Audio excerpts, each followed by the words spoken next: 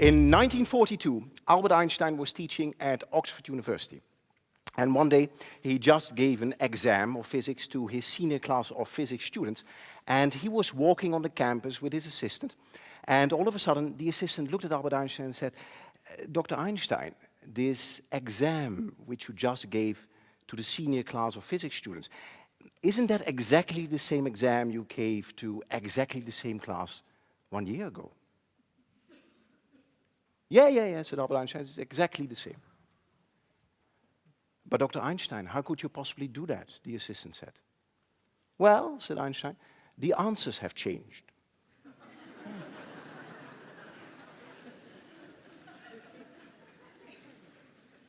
The answers have changed.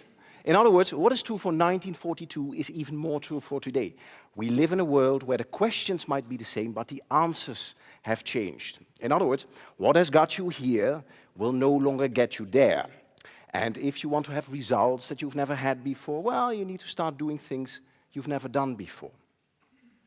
Now, the key question for today is, of course, is there a method to the madness?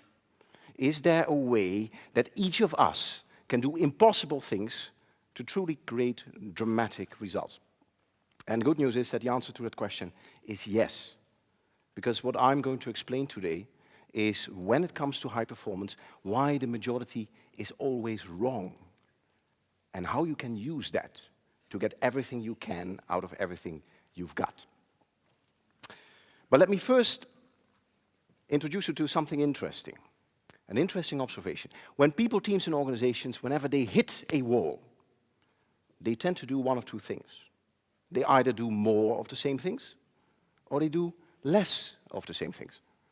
But what you very seldom see is that they start to do different things instead. And it's interesting, if you look at the data, approximately 3% of people are inclined to even do different things.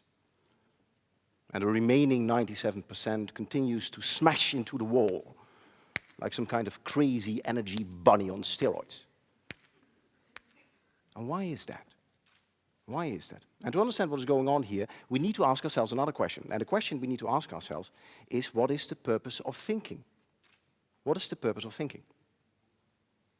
Now, if you ask that question to a brain scientist, the brain scientist will say, well, the purpose of thinking is to stop thinking. The purpose of thinking is to stop thinking. Now, what does she mean by that? Well, here's the thing. Thinking is a high-energy activity. It takes a lot of energy to think. So whenever we think, we try to think as short as possible, and then we return to automatic pilot. Over 95% of our life, we run on automatic pilot.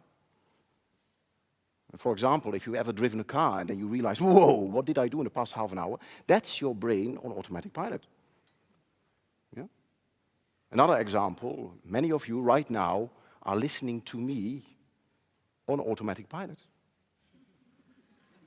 And I know who you are. Yeah.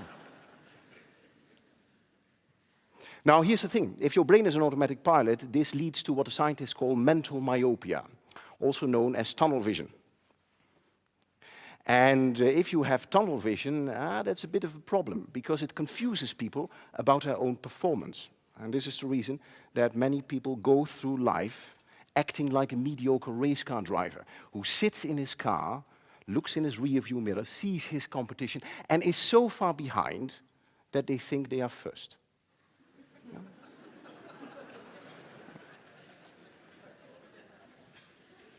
In other words, ladies and gentlemen, we tend to think inside the box, and the box is a very good metaphor here. So let me draw a box. And if you take a close look at the box, you see that the boundaries of this box are very well defined.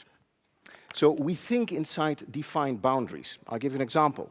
One boundary is a legal boundary, and we think within the legal framework. I'll give you an example. Very few of you would think of stealing the wallet of the person next to you in order to fund your next cool startup. Yeah? At least that's what I hope. Yeah? So we think in legal boundaries, but there are other boundaries as well. We think in technological boundaries, we think in physical boundaries, but we also think in moral boundaries. And this is why we think inside the box. At least, that's what we think. Because the reality is that the box in which we think looks more like this.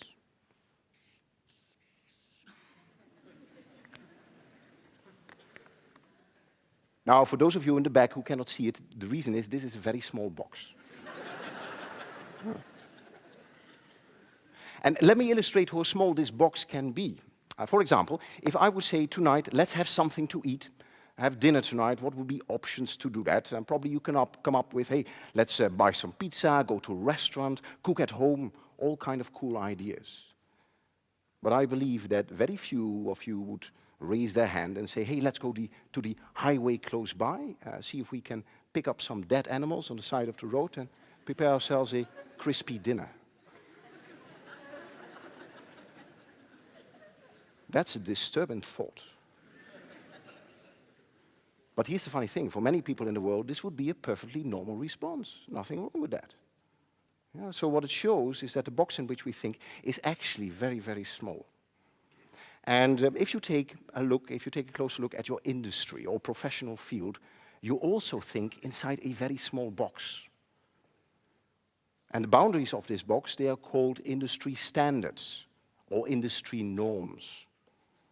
For example, if you are in the restaurant business, then the industry standard is that people come to your establishment, they eat, and then they pay. That's the standard. That's how everyone is doing it.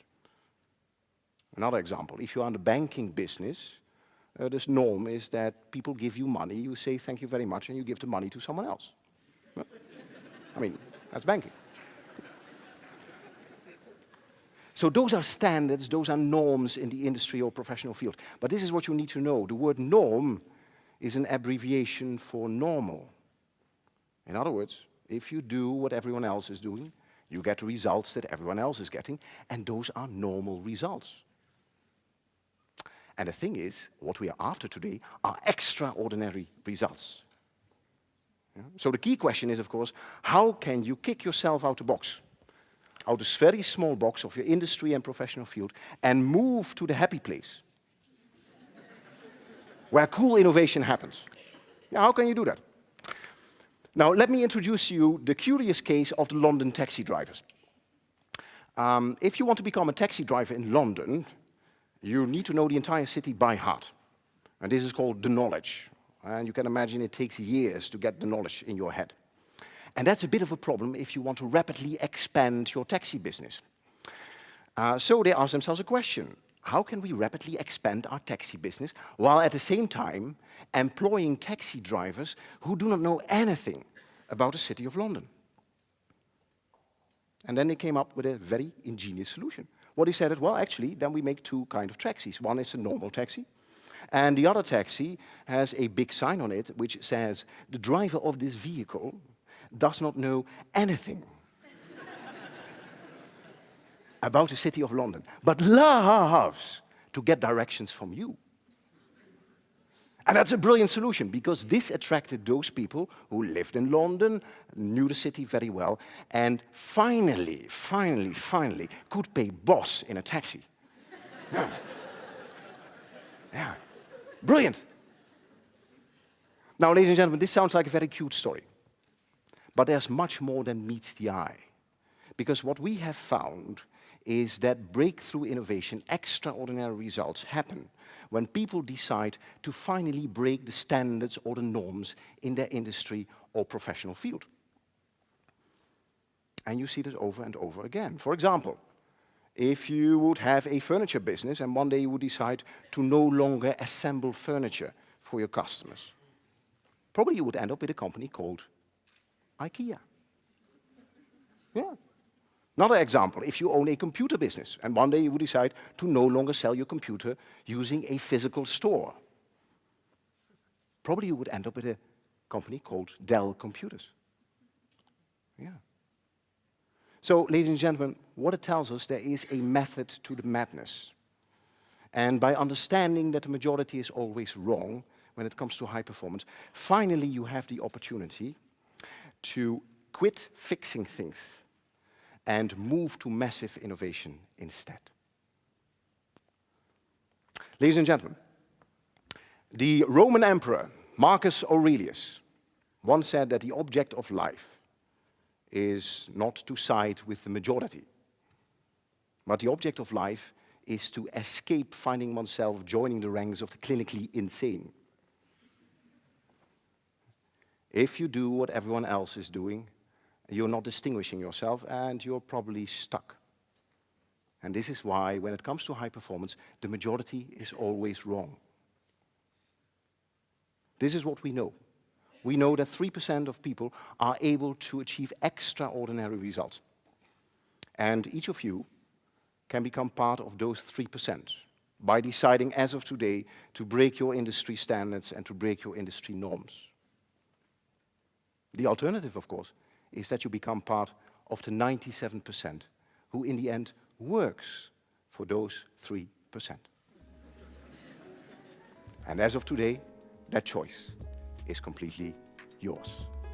Thank you very much.